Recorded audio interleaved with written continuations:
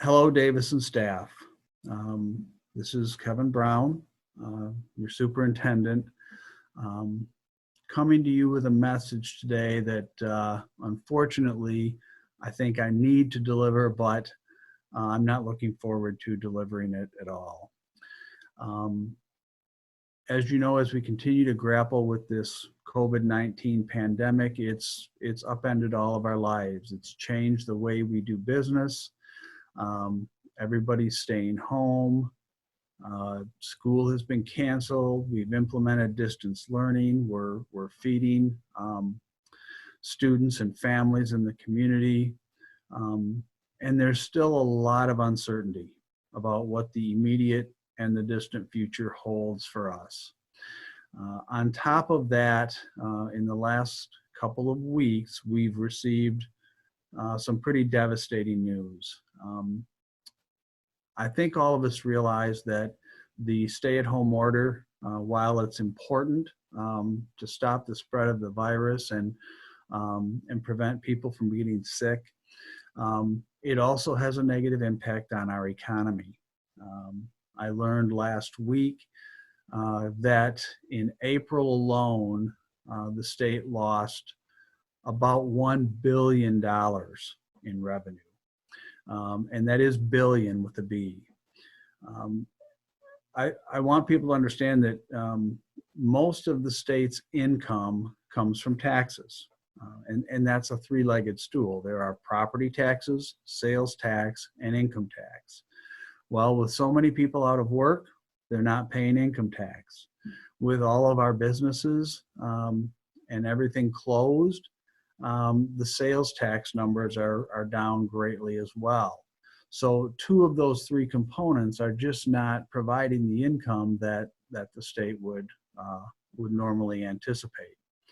Schools are funded by the state of Michigan, primarily through our per pupil allocation.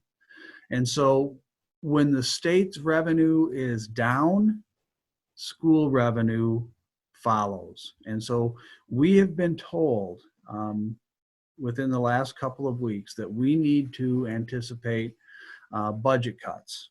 And in all honesty, some of these budget cuts could be very, very severe. I was in a meeting with some of the governor's budget experts about a week ago, and we were told at that time that we should anticipate cuts of up to $1,000 per student. Now, to understand what that means, $1,000 per student for Davison is about $6 million. Many of you will remember back in 2010 when we had a $470 per student cut and how devastating that was. Well, that was $470 per student. This we're talking about upwards of $1,000 per student.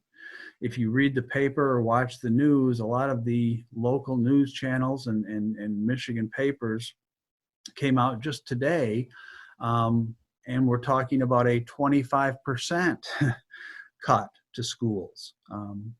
Considering we receive about $8,000 per student, that's actually $2,000 per student. I don't know how schools could withstand such a cut. I think it would be devastating. It could change public education in the state of Michigan as we know it.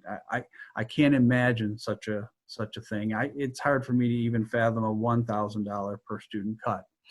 But the reason I'm talking to you today is that if we do receive a significant cut like that, it's going to change the way we do business. It's going to cause us to cut, basically slash, pretty much all of our budgets.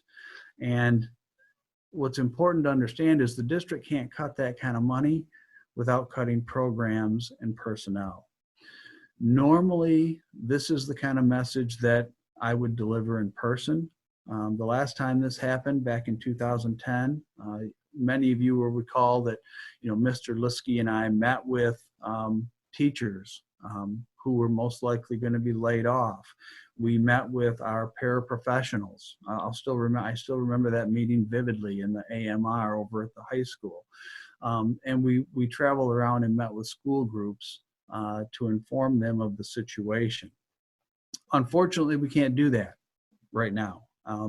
And so rather than simply send out a written communication, I thought that I would come to you in this format um, and share this information.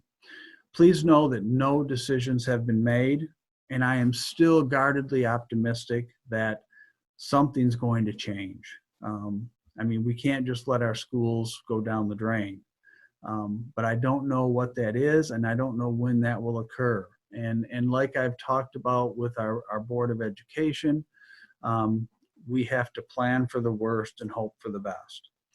So I'm sure that you're going to have a lot of questions. I know that there's already rumors circulating and that people are concerned, you know, about their jobs and their future. And quite honestly, we don't really even know at this point what to expect in the fall, whether or not we're going to come back to school, whether or not we're going to come back, you know, in some type of a virtual manner, a hybrid manner. We don't know if we're going to have athletic seasons or extracurricular activities.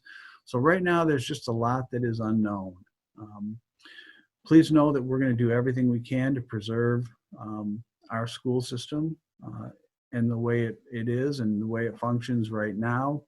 But I thought that I had to at least share this information. I think it would be a disservice to spring this on people any later. And I know that this message is probably going to generate more questions than it answers. And I get that. I understand that. Please know that we're going to do everything we can and that I will try to continue to communicate with you as new information becomes available. So this has not been an easy message to deliver. And it's very unfortunate because this pandemic has wreaked havoc with a lot of people's lives, and it continues to wreak havoc. And now we're starting to see the economic toll it's taking as well. So with that, you know, stay home if you can, stay healthy, stay safe, and I will stay in touch as more information becomes available.